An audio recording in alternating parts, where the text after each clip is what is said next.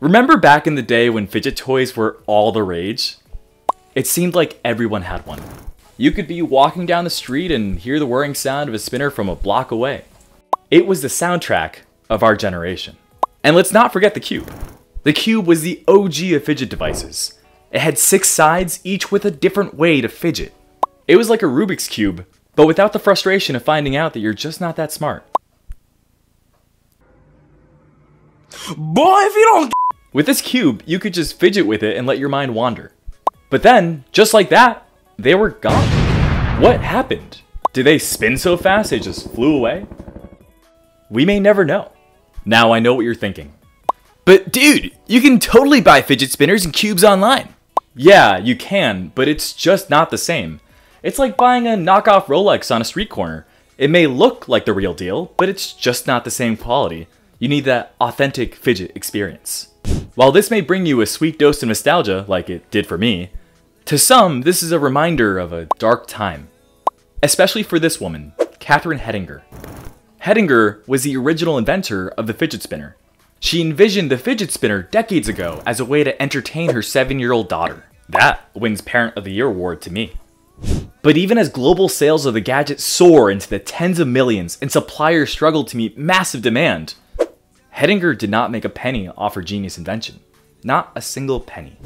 Apparently, she held the patent on finger spinners for 8 years until 2005, when she could no longer afford the $400 renewal fee. But she wasn't the only one that lost a lot of money. Do you want to know who else? Who? Fidget toys were the hottest thing on the market. Everyone had one, and if you didn't have one, you were basically a social outcast. Many people saw that as an opportunity to jump in the market. The fidget toys were easy to make. Basically, all you needed was a little bit of plastic, some bearings, and boom! You had yourself a fidget spinner. Well, more specifically, first you need to put your design and measurements in a 3D software. Then the plastic can be laser cut, 3D printed, or injection molded.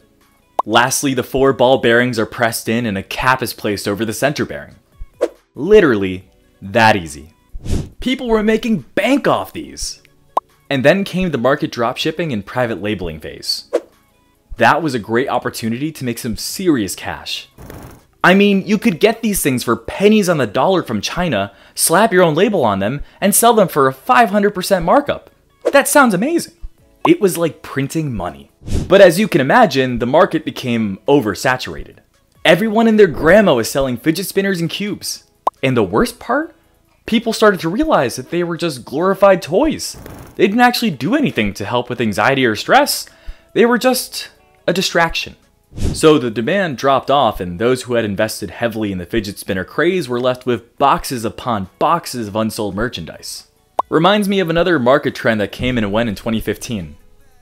Do you know what that is? What? Hoverboards. They were essentially self-balancing electric scooters, but they became incredibly popular. I remember them from my freshman year of college. They were a fun and innovative mode of transportation, especially for teenagers and young adults. However, reports soon emerged of devices catching fire or exploding due to faulty batteries. Naturally, this led to a massive recall of hoverboards and a significant drop in demand for them. And that meant a lot of people lost a lot of money. But hey, we can't blame ourselves too much for falling for the fidget spinner hype. It was a fun ride while it lasted, and we learned a valuable lesson about market trends and the fickleness of the consumer. While trends may be exciting and fun, more permanent products are often the backbone of our daily lives and designed to provide functional and practical solutions to our needs. Fun fact, ceramic bearings allow for more spin than stainless steel bearings. If you watched till the end and enjoyed this video, you're probably a nerd like myself and would like more of my content. Please like, comment, subscribe, and share to your network so you can see more of my videos. See you next time. Thanks.